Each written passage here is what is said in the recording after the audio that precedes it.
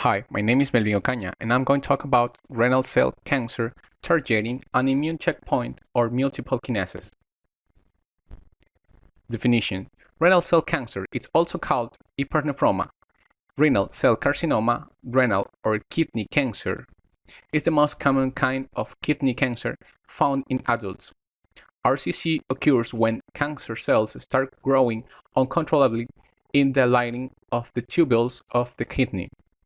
Also, it's a fast-growing cancer and surrounding organs.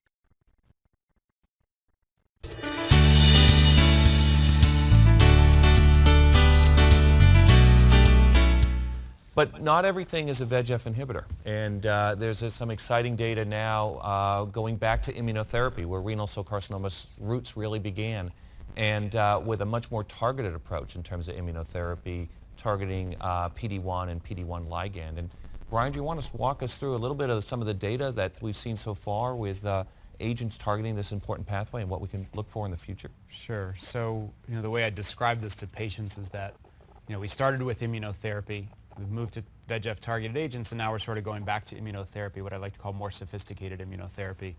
So nivolumab is a drug that blocks the PD-1 receptor. So it's generally in a class of drugs called checkpoint inhibitors. So checkpoint is sort of the negative regulation of the immune system, the brakes that your body normally puts on any immune response, including an anti-tumor immune response. And so much like ipilimumab, which blocks CTLA-4, nivolumab blocks PD-1 and in essence removes that brake. So there have been a very large phase 1 trial that was published in New England Journal that included a relatively substantial subset of kidney cancer patients, initially reported at last year's ASCO, I believe being updated at this year's ASCO, showing that there was clear anti-tumor activity to this drug as a single agent, which is impressive in the sense that sometimes immunotherapy has struggled to have activity as a single agent. It was also in a reasonable percentage of patients who had some degree of tumor shrinkage or control. And that's been the other difficulty with immunotherapy, is that maybe 5 or 10% of people respond dramatically, but the other 90 to 95 are left out. So that data was presented last year, and that drug is being really broadly developed in kidney cancer. There's a registration trial, second line versus everolimus. There was a trial of different doses in the refractory setting. There was a biomarker trial because there's been some work about PD-L1 expression, which is on tumor cells, predicting response. And there's also combination studies ongoing, including a combination with ipilimumab. Those drugs are made by the same company, BMS. And just today at ASCO, some very exciting melanoma data presented that suggested very early and dramatic tumor shrinkage from that combination in melanoma, again being studied in renal. So I personally think this will be the next wave of paradigm shifting therapy in kidney cancer, and very exciting. Others agree? Is this overhyped? Is this for everybody, or do you think we're going to see sort of a subset of patients that this is most appropriate? Dan, it's not overhyped like Duke basketball. So I guess the big question is whether or not this is going to be targeting a unique set of patients, perhaps the primary refractory to TKI, so we're going to be able to finally have something for them, or is it going to overlap with the patients who would also respond to TKIs?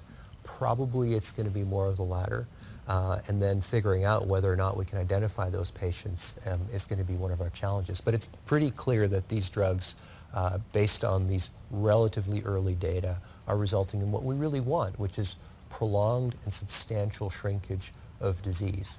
The agents that we have now are good. They clearly are improving progression-free survival and overall survival, but in terms of that cure fraction and people that are really getting profound benefit, there is a possibility that we're going to have it with these agents. And I think just the practitioner has to be reminded something that they already know, and that is that there is a small population of patients with metastatic clear cell carcinoma who are cured with an immunomodulatory approach called high-dose interleukin-2. The problem with that approach has always been you have to treat 100 people to find the 5 to 7 that'll have those durable, unmaintained remissions. But when you've been in practice for as long as I have, it's nice to see those 10 and 15 and 20-year survivors off of all treatment come back to remind you that the immune system and kidney cancer have been married for a long time. How that will play out with the current checkpoint inhibitors is unclear, but it's very clear that our understanding of the immune system today is different than it was decades ago. The ability to deliver drugs that affect these checkpoint inhibitors is profound.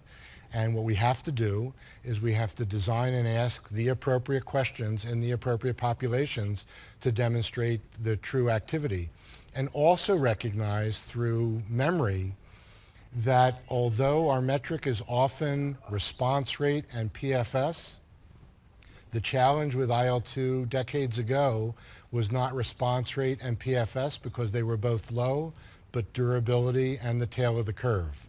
So we all want something that does everything, but again, thinking about the patient, if we could identify people who can be on that tail of the curve, where they have remissions that last for the rest of their lives, if that's possible, gives us some insight into where the field's going. And then how to integrate that into the last decade's worth of targeted agent work is critical. So Bob, is that going to result in us having to change the way we design clinical trials? Is there a possibility that because we're maybe looking for the wrong thing, we're going to have a successful drug that's going to fail in a trial?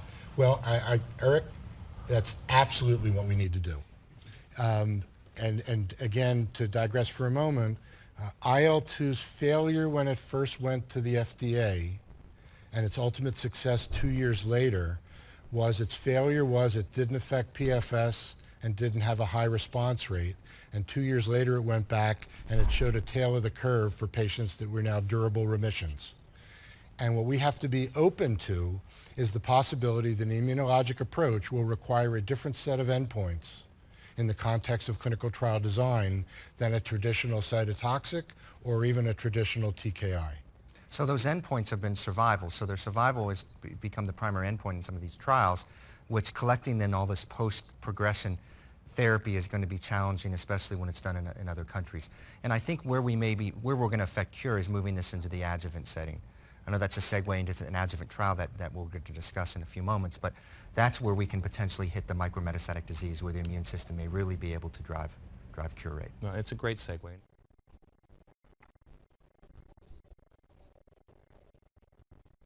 Applications in medicine. The advent of immunotherapy with checkpoint inhibitors has led to significant changes in the treatment landscape for several solid malignancies. Specifically, drugs targeting the programmed DET1 and cytotoxic T lymphocyte-associated antigen pathways have demonstrated considerably clinical efficacy and gained regulatory approvals as single agent or combination therapy for the treatment of patients with metastatic melanoma, non-small cell lung cancer, ARCC, advanced squamous cell carcinoma, and the head and neck, urothelial cancer, and Hodgkin lymphoma.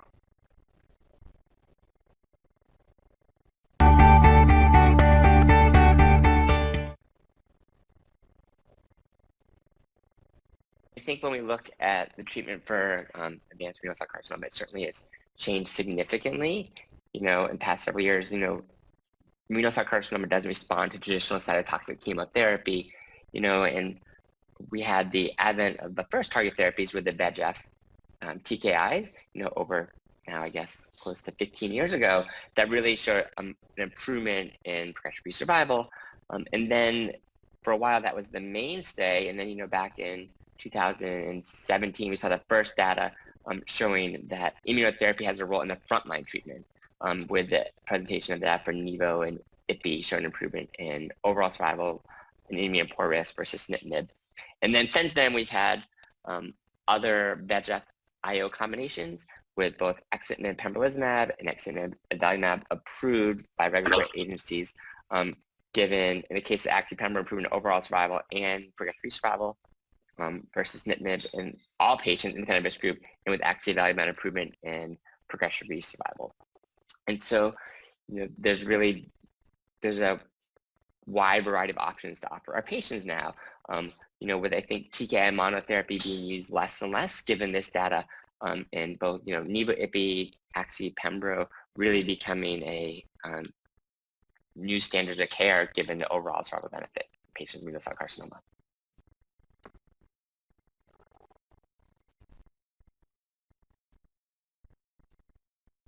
Pros and cons. Pros, we have the clinically relevant reductions in the risk of death and a higher tumor response rate. On the other hand, we have the cons, with more studies are needed to find the most effective vascular endothelial growth factor receptor kinase inhibitor with fewer adverse effects.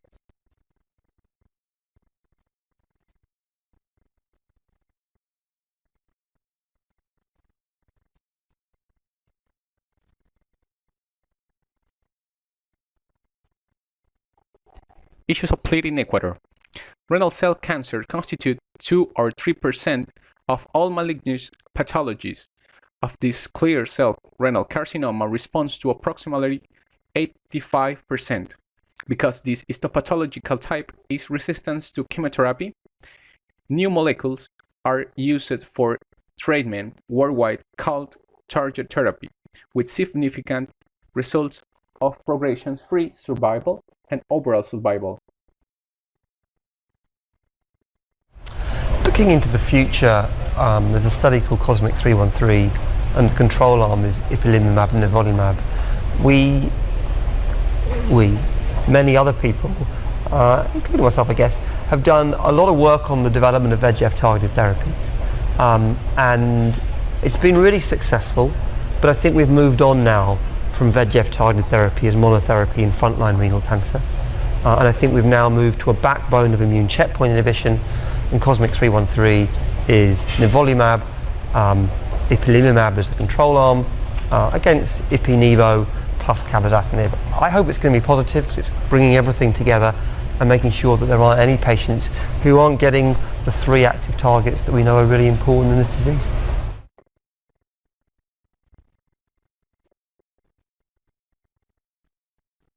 Conclusions. Finally, there is the practical questions of whether these new therapies provide sufficient value in resource-constrained health care environments. New cancer treatments are typically marketed at a price that most patients cannot afford without insurance.